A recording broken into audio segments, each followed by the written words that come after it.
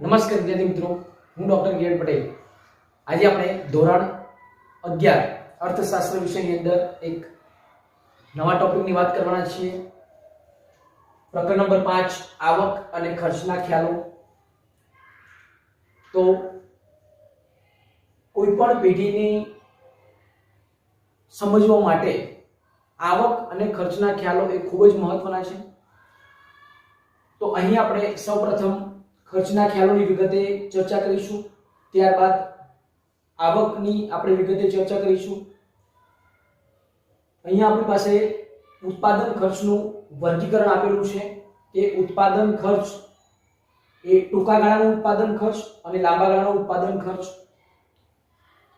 જે ટૂંકા ગાળાનો ઉત્પાદન ખર્ચ છે એની અંદર સ્થિર ખર્ચ અને અસ્થિર ખર્ચનો સમાવેશ કર્યો છે. લાંબા ગાળામાં કોઈ ખર્ચ અહીંયા દર્શાવેલ નથી. એનો અર્થ એવો નથી કે લાંબા ગાળે કોઈ ખર્ચ થતો નથી. એનો અર્થ એવો થાય કે ટૂંકા ગાળામાં સ્થિર ખર્ચ અને અસ્થિર ખર્ચ જોવા મળે છે, પરંતુ લાંબા ગાળે તમામ ખર્ચાઓ છે એ અસ્થિર થઈ જાય છે. એટલા માટે લાંબા ગાળાની અંદર આપણે તમામ ખર્ચાઓ અસ્થિર છે, પરંતુ જે શોર્ટ ટર્મ એટલે કે જે ટૂંકા ગાળાની અંદર જે આપણે વાત કરવાની છે કે ટૂંકા ગાળામાં આપણી પાસે સ્થિર ખર્ચ, અસ્થિર ખર્ચ. સ્થિર ખર્ચની જોઈએ તો સ્થિર ખર્ચ એટલે કે સરેરાશ સ્થિર ખર્ચ પણ આવશે અને સરેરાશ અસ્થિર ખર્ચ પણ આવશે. તો કોઈ પણ પેઢીની પ્રક્રિયાને સમજવા માટે આ ખર્ચાઓ સમજવા એ ખૂબ જ જરૂરી છે. તો અહીં આપણે સૌપ્રથમ સ્થિર ખર્ચ અને અસ્થિર ખર્ચની વાત કરીશું, ત્યાર પછી કુલ ખર્ચની પણ વાત કરીશું. સરેરાશ સ્થિર ખર્ચ શું છે, સરેરાશ અસ્થિર ખર્ચ શું છે, તમામ વિગતો આપણે આ વિડિયોની અંદર આપણે જોઈશું. તો ખાસ આપણે અહીં જોઈશું તો આપણને યાદ રહી જશે. સૌપ્રથમ આપણે વાત કરીશું કે જે ઉત્પાદન ખર્ચનું વર્ગીકરણ છે એમાં ટૂંકા ગાળાનો ઉત્પાદન ખર્ચ, એમાં સ્થિર ખર્ચ અને અસ્થિર ખર્ચ. એમાં સૌપ્રથમ આપણે શરૂઆત કરીએ છીએ સ્થિર ખર્ચ, બરાબર, જેને આપણે અંગ્રેજીમાં ફિક્સ્ડ કોસ્ટ કહીએ છીએ કે ફિક્સ કોસ્ટ. તો આ સ્થિર ખર્ચ શું છે? તો સિમ્પલ વ્યાખ્યા છે કે સમયના ટૂંકા ગાળામાં ઉત્પાદનનું પ્રમાણ વધે, ઘટે કે શૂન્ય થાય. સમજો મિત્રો, સમયના ટૂંકા ગાળામાં ઉત્પાદનનું પ્રમાણ વધે, ઘટે કે શૂન્ય થાય, પરંતુ ખર્ચમાં કોઈ ફેરફાર થતો ન હોય તેવા ખર્ચને સ્થિર ખર્ચ કહે છે. એનો અર્થ એવો કે સમયના ટૂંકા ગાળામાં ઉત્પાદનનું પ્રમાણ વધતું હોય, ઉત્પાદનનું પ્રમાણ ઘટતું હોય કે ઉત્પાદનનું પ્રમાણ શૂન્ય રહેતું હોય, પરંતુ ખર્ચમાં કોઈ ફેરફાર થતો નથી, તો એને શું કહેવાય છે? સ્થિર ખર્ચ. મિત્રો, આ જે શબ્દ છે એ શબ્દ જ એની વ્યાખ્યા આપે છે કે સ્થિર ખર્ચ. સ્થિર ખર્ચ મીન્સ કે એની અંદર કોઈ પણ પ્રકારનો ફેરફાર થતો નથી. એ કેવો છે? તો સ્થિર છે, ફિક્સ છે. તો અહીં આપણે એ બતાવ્યું છે કે સમયના ટૂંકા ગાળાની અંદર ઉત્પાદનને તમે વધારો છો, ઉત્પાદનને ઘટાડો છો કે ઉત્પાદન શૂન્ય રહે છે, પરંતુ એના ખર્ચમાં કોઈ પણ પ્રકારનો ફેરફાર થતો નથી. તો તેવા ખર્ચને આપણે સ્થિર ખર્ચ તરીકે ઓળખીએ છીએ. હવે એમાં આ સ્થિર ખર્ચમાં કયા કયા ખર્ચ આવી શકે? તો કે ભાઈ જો કે કાયમી સ્ટાફનું વેતન છે એ તમે ઉત્પાદન વધારો, ઘટાડો કે શૂન્ય રાખો, તો કાયમી સ્ટાફના વેતનને કોઈ લેવા દેવા નથી, એ તો તમારે ચૂકવવું જ પડે છે, એટલે એ ફિક્સ છે. કારખાનાના મકાનનું ભાડું તમારે ભરવું પડે છે, એ પણ ફિક્સ છે. મિલકત વ્યવસાય વેરો છે એ આપણે વાર્ષિક ભરવો પડે છે, એ પણ ફિક્સ છે. લાયસન્સ ફી આપણે દર વર્ષે ભરવું પડે છે, એ પણ ફિક્સ છે. મૂડી ઉપરનું વ્યાજ છે, વીમાનું પ્રીમિયમ છે, આ દરેક વસ્તુ છે એ સ્થિર છે, એટલે કે સ્થિર ખર્ચ છે, એ આવે છે. આ બધા એના ઉદાહરણ છે. આની અંદર ઉત્પાદનનું પ્રમાણ વધે છે, ઘટે છે કે શૂન્ય થાય છે, પરંતુ આમાં કોઈ પણ પ્રકારનો ફેરફાર થતો જોવા મળતો નથી. એટલે કે ઉત્પાદનનું પ્રમાણ વધે, ઉત્પાદનનું પ્રમાણ ઘટે કે શૂન્ય રહે, પરંતુ ખર્ચમાં કોઈ ફેરફાર થતો ન હોય તો તેવા ખર્ચને સ્થિર ખર્ચ તરીકે ઓળખવામાં આવે છે. અહીં આપણે ઉદાહરણ જોયા. હવે તમે અનુસૂચિ અને આકૃતિ દ્વારા જોશો તો તમને સરળતાથી ખ્યાલ આવી જશે કે શું છે. તો અહીં અનુસૂચિ દોરેલી છે કે અહીંયા તમે જોઈ શકો છો કે ઉત્પાદનનું પ્રમાણ છે અહીં આપણને એકમમાં આપ્યું છે, કુલ સ્થિર ખર્ચ છે એ આપણને રૂપિયામાં આપેલો છે. તો ઉત્પાદનનું પ્રમાણ જે છે એકમમાં તમે જોઈ શકો છો કે પહેલા 0 છે, ત્યાર પછી 10 છે, 20 થાય છે, 30 થાય છે, 40 થાય છે અને 50 થાય છે. ઉત્પાદનનું પ્રમાણ 0 થી માંડીને 50 સુધી થાય છે, પરંતુ કુલ સ્થિર ખર્ચ તમે રૂપિયામાં તમે જોઈ શકો છો કે એ 0 છે ત્યારે પણ 100 રૂપિયા છે, ઉત્પાદનનું પ્રમાણ 10 એકમ થાય છે ત્યારે પણ 100 રૂપિયા છે, ઉત્પાદનનું પ્રમાણ 20 થાય છે ત્યારે પણ 100 રૂપિયા છે, ઉત્પાદનનું પ્રમાણ 30 થાય છે ત્યારે પણ 100 રૂપિયા છે, ઉત્પાદનનું પ્રમાણ 40 થાય છે ત્યારે પણ 100 રૂપિયા છે અને ઉત્પાદનનું પ્રમાણ 50 થાય છે ત્યારે પણ 100 રૂપિયા છે. એનો અર્થ એવો કે ઉત્પાદન 0 હોય, ઉત્પાદન 20 હોય કે ઉત્પાદન 50 હોય, એટલે કે ઉત્પાદન 0 હોય, ઉત્પાદન વધારે હોય કે ઉત્પાદન ઓછું હોય, પરંતુ ખર્ચમાં કોઈ ફેરફાર થતો જોવા મળતો નથી. તો આને કહેવામાં આવે છે સ્થિર ખર્ચ. ખ્યાલ આવી ગયો મિત્રો? એનો તમે અનુસૂચિમાં જોઈ શકો છો કે ઉત્પાદનનું પ્રમાણમાં વધઘટ થાય છે, પરંતુ ખર્ચમાં કોઈ પણ પ્રકારનો ફેરફાર થતો નથી. તો એ જ વસ્તુને આપણે આકૃતિમાં દર્શાવવાની છે. આકૃતિમાં જોઈએ તો OX ધરી પર આપણે ઉત્પાદનનું પ્રમાણ એકમમાં દર્શાવેલ છે, OY ધરી પર સ્થિર ખર્ચ રૂપિયામાં દર્શાવેલ છે. અહીંથી જ આપણે આ મૂકવાનું છે. આ પણ આપણે જાતે બનાવી શકીએ છીએ. તો અહીં જ્યારે 0 રૂપિયા એટલે કે 0 એકમ ઉત્પાદન છે ત્યારે પણ સ્થિર ખર્ચ તમે જોઈ શકો છો કે 100 છે. જેમ જેમ ઉત્પાદનનું પ્રમાણ વધારતા જાવ છો તો પણ તમે જોઈ શકો છો કે આ આડી ધરી TFC ટોટલ ફિક્સ કોસ્ટ એ કુલ સ્થિર ખર્ચની રેખા છે એ X ધરીને સમાંતર છે, એટલે કે એ 100 રૂપિયા ફિક્સ છે. તમે શૂન્ય ઉત્પાદન હોય, 30 એકમ ઉત્પાદન હોય કે 50 એકમ ઉત્પાદન હોય, પરંતુ તમે જોઈ શકો છો કે A B C D E F એ વૈકલ્પિક બિંદુઓ 100 રૂપિયા પર સ્થિર છે. એનો અર્થ એવો કે ઉત્પાદનનું પ્રમાણ વધે, ઉત્પાદનનું પ્રમાણ ઘટે કે ઉત્પાદનનું પ્રમાણ શૂન્ય રહે, ઉત્પાદનનું પ્રમાણ વધે, ઘટે કે શૂન્ય રહે, પણ તેના ખર્ચમાં કોઈ ફેરફાર થતો નથી. તો એને શું કહેવામાં આવે છે? સ્થિર ખર્ચ. હવે આના જ પ્રમાણે આપણે એનું વિશ્લેષણ લખી શકાય કે ભાઈ વિશ્લેષણની અંદર શું કરાય તો કે ભાઈ OX ધરી પર ઉત્પાદનનું પ્રમાણ દર્શાવવામાં આવ્યું છે એકમમાં, OY ધરી પર સ્થિર ખર્ચ રૂપિયામાં દર્શાવવામાં આવેલો છે. પછી તમે લઈ શકો છો કે જ્યારે શૂન્ય ઉત્પાદન છે ત્યારે સ્થિર ખર્ચ છે એ 100 છે.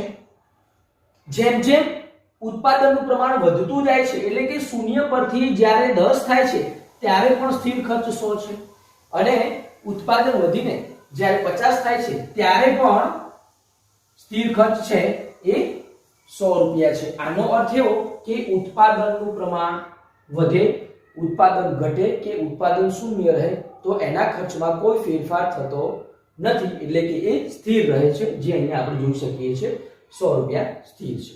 તો આ થયું ટૂંકા ગાળાના ઉત્પાદન ખર્ચની અંદર સ્થિર ખર્ચની આપણે વાત કરી. હવે આપણે બીજા ખર્ચની વાત કરીશું, એટલે કે અસ્થિર ખર્ચ. અસ્થિર ખર્ચ એ એવો ખર્ચ છે જે એના શબ્દ પર આપણે ભાર આપીએ મિત્રો તો અસ્થિર એટલે કે જે સ્થિર નથી.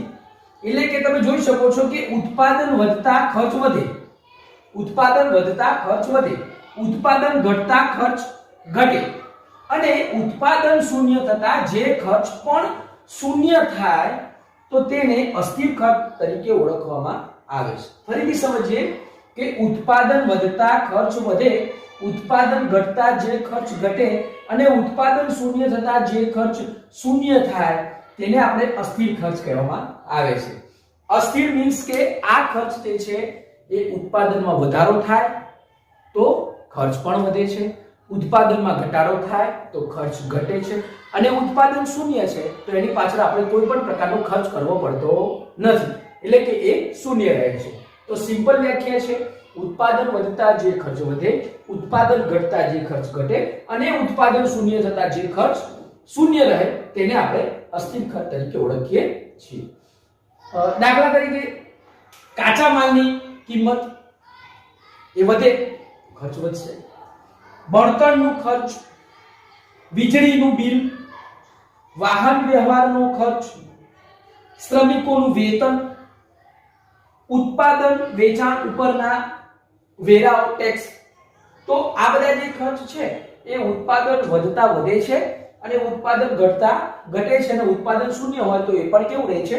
શૂન્ય રહે છે, જેને આપણે અસ્થિર ખર્ચના નામથી ઓળખીએ છીએ.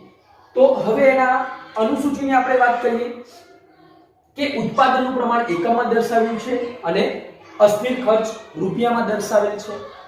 ઉત્પાદનનું પ્રમાણ તમે જોઈ શકો છો 0, 10, 20, 30, 40, 50 અને અસ્થિર ખર્ચ પણ તમે જોઈ શકો છો 0, 80, 150, 210, 290, 390. હવે આપણને પ્રશ્ન એ થાય કે આ કેવી રીતે આવ્યું? તો સિમ્પલ છે મિત્રો કે સૌથી પહેલા આપણી વ્યાખ્યાને જોઈએ તો ઉત્પાદનનું પ્રમાણ જ્યારે શૂન્ય હોય ત્યારે ખર્ચ કેવો હોય છે? શૂન્ય. એટલે શૂન્ય છે ત્યારે આપણે એને શૂન્ય એટલે કે 0 રૂપિયા. હવે ઉત્પાદનનું પ્રમાણ વધે તો ખર્ચમાં શું થાય છે? વધારો થાય છે. તો ઉત્પાદનનું પ્રમાણ 10 એકમ થાય છે તો અસ્થિર ખર્ચ છે એ 80 થાય છે, એટલે કે શરૂઆતમાં એમાં વધારો થાય છે. પછી શું થાય છે કે ઉત્પાદનનું પ્રમાણ હજુ વધે છે તો 8 દુ 100 એટલે કે 160 જગ્યાએ આપણે 150, એટલે કે જેમ જેમ ઉત્પાદન વધતું જાય એમ ઘટતા દરે અસ્થિર ખર્ચ વધતો જાય છે. પછી એક સમય આવશે કે એ સમયગાળાને તમે જોઈ શકો છો કે 20 થાય છે ત્યારે 150, 30 થાય છે ત્યારે 210, 40 થાય છે ત્યારે 290 અને 50 થાય છે ત્યારે 390. એટલે કે શરૂઆતમાં ઉત્પાદન વધતા જે અસ્થિર ખર્ચ છે એ વધતો જાય છે, પણ શરૂઆતમાં ઘટતા દરે વધે છે અને પછી વધતા દરે વધે છે. હવે ઘટતા દરે વધવું અને ઘટતા દરે વધવું એ શું છે? તો વધતા દરે વધવો એટલે કે જેમ જેમ ઉત્પાદનનું પ્રમાણ વધે છે એમ શરૂઆતમાં ખર્ચ ઝડપથી વધે છે, પછી ઉત્પાદનનું પ્રમાણ જેમ જેમ વધતું જાય છે ત્યાર પછી એના ખર્ચની ગતિ લિમિટ થઈ જાય છે કે અમુક ખર્ચ ઘટી જાય છે, કારણ કે અમુક આપણે વધારે ઉત્પાદન કરતા હોય તો ખર્ચ આપણને નોમિનલ રહે છે. પરંતુ હજુ પણ આપણે વધુ ને વધુ પ્રોડક્શન કરતા રહીશું તો એમાં વળી પાછો ખર્ચ છે એ વધતો જશે. તો એને જ આપણે અનુસૂચિમાં મૂકવાની છે અને એ અનુસૂચિના પ્રમાણે આપણે આકૃતિમાં દર્શાવવાનું છે. અહીં આપણે એ જ પ્રમાણે OX ધરી પર ઉત્પાદનનું પ્રમાણ એકમમાં આપ્યું છે અને OY ધરી પર જે અસ્થિર ખર્ચ છે એ રૂપિયામાં દર્શાવેલ છે. તો જ્યારે 0 રૂપિયા તમે જોઈ શકો છો કે એકમ જે ઉત્પાદનનું પ્રમાણ 0 છે ત્યારે અસ્થિર ખર્ચ પણ અહીંયા તમે જોઈ શકો છો કે 0 છે. હવે આપણે જોતા જઈએ કે ઉત્પાદનનું પ્રમાણ 10 થાય છે ત્યારે કેટલું છે? તો કે ભાઈ 10 થાય છે ત્યારે તે 80 સુધી પહોંચે છે. હવે આપણે એ મર્યાદા શોધવાની છે. આની અંદર આપણે જે OY ધરી પર આપણે જે અહીંયા લખીશું એ કિંમત કેવી રીતે લખીશું? તો અહીં તમારે મિત્રો એટલું યાદ રાખવાનું છે કે અહીંયા મિનિમમ આંકડો અને મેક્સિમમ આંકડાને આપણે કવર કરીશું. તો તમે જોઈ શકો છો કે 0 છે મિનિમમ અને મેક્સિમમ 390 છે. તો અહીં આપણે કેટલો ગેપ રાખીએ? તો અહીં તમે 20-20 તો રાખશો તો લાંબુ થઈ જશે, 40-40 તો રાખશો તો કદાચ આવી જશે. તો આપણે જોઈએ 40-40 નો ગેપ રાખીએ અથવા તો 30-30 તો રાખીએ. 40 તો રાખીએ તો 40, 80, 120, 160, 200, 240, 280, 320, 360. હજુ આપણે એને લઈ જઈએ ઉપર તો 400. આ આપણે 40-40 નો ગેપ રાખ્યો છે, બરાબર છે. હવે આપણે શું કરવાનું છે કે ઉત્પાદનના જે પ્રમાણ છે એની સામે અસ્થિર ખર્ચ કેટલો છે? તો જ્યારે 10 ઉત્પાદનનું પ્રમાણ છે ત્યારે અસ્થિર ખર્ચ જે છે એ 80 છે. ઉત્પાદનનું પ્રમાણ વધીને 20 થાય છે ત્યારે કેટલું થાય છે? તો 150 થાય છે. એટલે અહીંયા તમે 150 લઈ શકો છો. ત્યાર પછી ઉત્પાદનનું પ્રમાણ જ્યારે 30 થાય છે ત્યારે કેટલું છે? 210. એટલે કે અહીંયા તમે સહેજ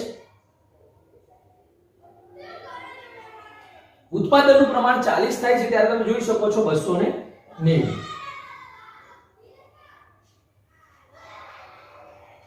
ઉત્પાદનનું પ્રમાણ 50 થાય છે ત્યારે 390.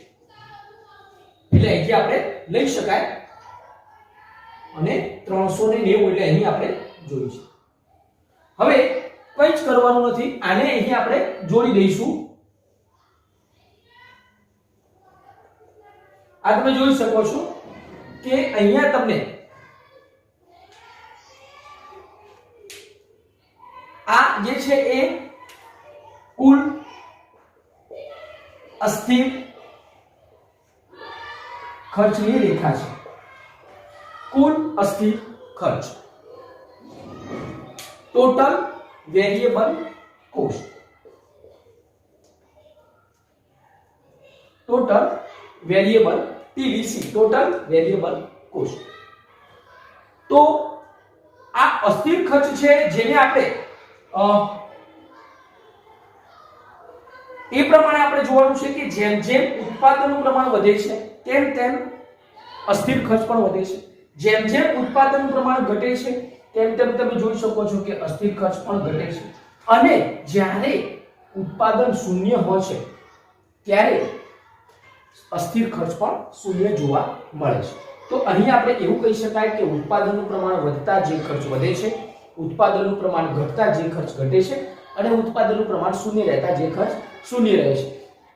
આને તમે વિશ્લેષણની અંદર પણ તમે સરળતાથી લખી શકો કે વિશ્લેષણની અંદર લખાય કે OX ધરી પર ઉત્પાદનનું પ્રમાણ એકમમાં દર્શાવ્યું છે, OY ધરી પર અસ્થિર ખર્ચ રૂપિયામાં દર્શાવેલ છે. જ્યારે ઉત્પાદનનું પ્રમાણ શૂન્ય છે ત્યારે અસ્થિર ખર્ચ શૂન્ય છે. ઉત્પાદનનું પ્રમાણ વધીને જ્યારે 10 એકમ થાય છે ત્યારે અસ્થિર ખર્ચ વધીને 80 રૂપિયા થાય છે. ઉત્પાદનનું પ્રમાણ વધીને 20 એકમ થાય છે ત્યારે અસ્થિર ખર્ચ વધીને 150 રૂપિયા થાય છે. તે જ પ્રમાણે ઉત્પાદનનું પ્રમાણ એકમ જે છે 50 એકમ થાય છે ત્યારે અસ્થિર ખર્ચ છે એ વધીને 390 થાય છે. તો આ પરથી કહી શકાય કે જેમ જેમ ઉત્પાદનનું પ્રમાણ વધતું જાય છે તેમ તેમ અસ્થિર ખર્ચમાં વધારો થતો જાય છે, અને જેમ જેમ ઉત્પાદનનું પ્રમાણ ઘટતું જાય છે તેમ તેમ અસ્થિર ખર્ચમાં ઘટાડો થતો જાય છે, અને ઉત્પાદનનું પ્રમાણ જ્યારે શૂન્ય થાય છે ત્યારે અસ્થિર ખર્ચ પણ શૂન્ય થાય છે. તો આ થયો કુલ અસ્થિર ખર્ચ. હવે આપણે વાત કરીશું કે કુલ ખર્ચ એટલે કે જે સ્થિર ખર્ચ અને અસ્થિર ખર્ચ જોયા પછી આ કુલ ખર્ચ શું છે તો એની આપણે વાત કરીશું. મિત્રો, જો આપણને સ્થિર ખર્ચ, કુલ સ્થિર ખર્ચ અને કુલ અસ્થિર ખર્ચ આપણને બંને આવે તો કુલ ખર્ચ એમાંનો જ એક છે. કેવી રીતે? તો કુલ ખર્ચ એટલે કે પેઢીનું જે સ્થિર ખર્ચ છે પેઢીનું, અને જે પેઢીનું જે અસ્થિર ખર્ચ છે એ બંનેનો જ્યારે આપણે સરવાળો કરીશું તો આપણને શું મળશે? કુલ ખર્ચ. એટલે કે કુલ સ્થિર ખર્ચ વત્તા કુલ અસ્થિર ખર્ચનો સરવાળો એટલે કુલ ખર્ચ. જોઈ શકો છો અહીંયા કે કુલ ખર્ચ બરાબર એને સૂત્રના રૂપમાં આપણે આવી રીતના લખી શકીએ કે કુલ સ્થિર ખર્ચ વત્તા કુલ અસ્થિર ખર્ચ. એટલે કે TC, total cost is equal to total fix cost plus total variable cost. એટલે કે કુલ ખર્ચને આપણે કુલ સ્થિર ખર્ચ અને કુલ અસ્થિર ખર્ચના સરવાળા સાથે એ બંનેનો આપણે સરવાળો કરીશું તો આપણને મળશે કુલ ખર્ચ, જેને તમે અનુસૂચિ દ્વારા સરળતાથી સમજી શકશો. જોઈ શકો છો કે ઉત્પાદનનું પ્રમાણ અહીંયા આપણે 0, 10, 20, 30, 40, 50 એ આપણે સેમ રાખ્યું છે. અસ્થિર ખર્ચ પણ આપણો જે હતો એ જ રાખ્યો છે કે 0, 80, 150, 210, 290, 390. સ્થિર ખર્ચ જે આપણે જોયું તે જ પ્રમાણે કે 100 રૂપિયા દરેકમાં સ્થિર ખર્ચ છે. અને હવે કુલ ખર્ચ એટલે કુલ ખર્ચ એટલે કે આ બંનેનો સરવાળો. કોનો? તો કે ભાઈ અસ્થિર ખર્ચ અને સ્થિર ખર્ચ આ બંનેનો જે સરવાળો છે એને આપણે કુલ ખર્ચ તરીકે ઓળખીએ છીએ. તો તમે જુઓ છો કે 0 + 100 એટલે કે 100, બરાબર. ત્યાર પછી 100 + 80 એટલે 180, 150 + 100 એટલે 250, 210 + 100 એટલે 310, 290 + 100 એટલે 390, 390 + 100 એટલે 490. તો તમે જોઈ શકો છો કે સ્થિર ખર્ચ અને અસ્થિર ખર્ચનો જે આપણે સરવાળો કરીશું તો આપણને મળી જશે કુલ ખર્ચ. તો આ સ્થિર ખર્ચ અને અસ્થિર ખર્ચને આપણે આકૃતિ દ્વારા આપણે સરળતાથી સમજાવી શકાય છે. તો એ આકૃતિ દ્વારા આપણે અહીંયા જોઈએ સરળતાથી કે ભાઈ અહીંયા OX ધરી પર અહીંયા આપણને ઉત્પાદનનું પ્રમાણ અને OY ધરી પર અહીંયા આપણે લખીશું ઉત્પાદનનું પ્રમાણ એકમમાં, અને આ બાજુમાં આપણે લખીશું કુલ ખર્ચ, અથવા તમે એવું પણ લખી શકો છો સ્થિર ખર્ચ અને અસ્થિર ખર્ચ. સ્થિર અને અસ્થિર ખર્ચ બંને પણ લખી શકો છો। હવે આપણે મિત્રો એ જોવાનું છે અહીં કે અહીંયા પણ આપણે મિનિમમ અને મેક્સિમમ આંકડો જોવાનો છે, કારણ કે આપણે અહીંયા આમ જોવા જાવ તો તમને સિમ્પલ એક જ લાઈનમાં તમે દોરી શકો છો, પરંતુ અહીંયા આપણે બે વસ્તુ બતાવવાની છે। તમે જોજો અહીંયા આપણે જે પ્રમાણે આગળનો જે પ્રશ્નને આપણે તૈયાર કર્યો તે પ્રમાણે અહીં આપણે સૌપ્રથમ ઉત્પાદનના જે પ્રમાણને અહીંયા દર્શાવી દઈશું કે 10, 20, 30, 40 અને 50। હવે એને આપણે શું કરીશું, મિનિમમ અને મેક્સિમમ આંકડો જોઈશું આપણે અહીંયા કે એ ત્રણ પ્રકારની જે આપણને આકૃતિ અહીંયા દર્શાવેલી છે એને આપણે સમજવાનો પ્રયત્ન કરીએ। તો સૌથી પહેલા અહીંયા આપણે મિનિમમ આંકડો 0 છે અને મેક્સિમમ આંકડો 490 છે, એટલે આપણે ઓછામાં ઓછા 50-50 નો ગેપ રાખીએ તો અહીં આપણને થશે કે 50, 100, 150, 200, 250, 300, 350, 400, અહીં સહેજ આપણે 450 અને 500। તો અહીં આપણે શું કરીશું, સૌથી પહેલા આપણે સ્થિર ખર્ચને આપણે દર્શાવી દઈએ કે જ્યારે એનું જ્યારે શૂન્ય પ્રમાણ છે ત્યારે તમે જોઈ શકો છો, અને એનું જે પ્રમાણ જે છે ત્યારે આપણે 100 રૂપિયા જે કિંમત દર્શાવી છે એની સાથે આપણે જોવાનું છે કે જ્યારે ઉત્પાદનનું પ્રમાણ વધે, ઉત્પાદનનું પ્રમાણ ઘટે અને ઉત્પાદનનું પ્રમાણ જ્યારે આપણું શૂન્ય રહે છે ત્યારે આપણે 100 એકમ જે છે એ સ્થિર રહે છે। તો આ લાઈનને આપણે સૌથી પહેલા કવર કરી લેવાની છે કે તમે જોઈ શકો છો કે અહીંયા તમે આ 10 છે, આ 20 છે, આ 30 એકમ છે, 40 એકમ છે અને આ 50 એકમ છે, તો પણ આપણે અહીંયા એક સેમ જ રહે છે। હવે બીજી લાઈન આપણે જોઈશું આપણે અસ્થિર ખર્ચની કે જ્યારે શૂન્ય છે ત્યારે અહીંયા શૂન્ય છે, અહીંથી ચાલુ કરીશું। જ્યારે 10 એકમ છે ત્યારે આપણે 80 એકમ પર લઈ જઈશું, એટલે અહીં તમે લઈ જઈ શકશો 80 પર। ત્યાર પછી જ્યારે 20 થાય છે ત્યારે 150, 30 થાય છે ત્યારે 210, 40 થાય છે ત્યારે તમે જોઈ શકો છો કે 290, 50 થાય છે ત્યારે 390। તો આ આપણી થઈ, આ છે આપણી total fix cost, total variable cost. હવે એના આધારે આપણે આ જે દર્શાવ્યું છે એને આપણે જોઈશું।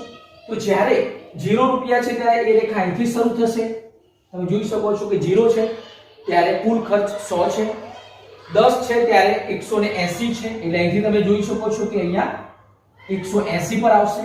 ત્યાર પછી 20 થશે ત્યારે 250, 30 થશે ત્યારે 310, 40 થશે ત્યારે 290, 40 થશે ત્યારે 390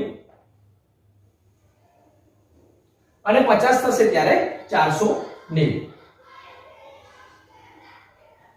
તો તમે આ જોઈ શકો છો, જેને આપણે શું કહીએ છીએ તો ટીસી એટલે કે ટોટલ કોસ્ટ।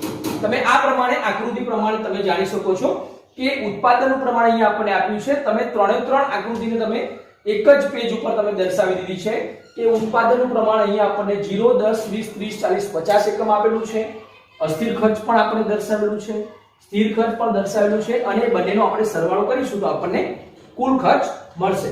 તો એ પ્રમાણે તમે જોઈ શકો છો કે આ કુલ ખર્ચ જે સ્થિર ખર્ચ છે એની રેખા દર્શાવી છે, આ જે છે વેરિયેબલ એટલે કે ટોટલ જે કુલ અસ્થિર ખર્ચની રેખા છે, અને આ છે એ બંનેનો સરવાળો છે કે સ્થિર અને અસ્થિર ખર્ચનો સરવાળો। તો આ પ્રમાણે અહીંયા આપણને ઉત્પાદનનું પ્રમાણ એકમમાં, અને આ પ્રમાણે તમે એક જ લાઈનની અંદર ત્રણે ત્રણ આકૃતિ પણ દોરી શકાય છે, અથવા તો આપણને પરીક્ષાની અંદર સ્થિર ખર્ચ અલગથી પૂછાય છે, અસ્થિર ખર્ચ અલગથી પૂછાય છે, તો એ પ્રમાણે પણ આપણે તૈયારી કરી શકીએ છીએ। તો કેવો લાગ્યો વિડિયો મિત્રો, ચોક્કસ કોમેન્ટ કરજો, અને જો તમે મારા YouTube ચેનલ પર નવા હોય તો સબસ્ક્રાઇબ કરજો। ફરીથી એક નવા વિડિયોથી આપણે મળીશું। Thank you.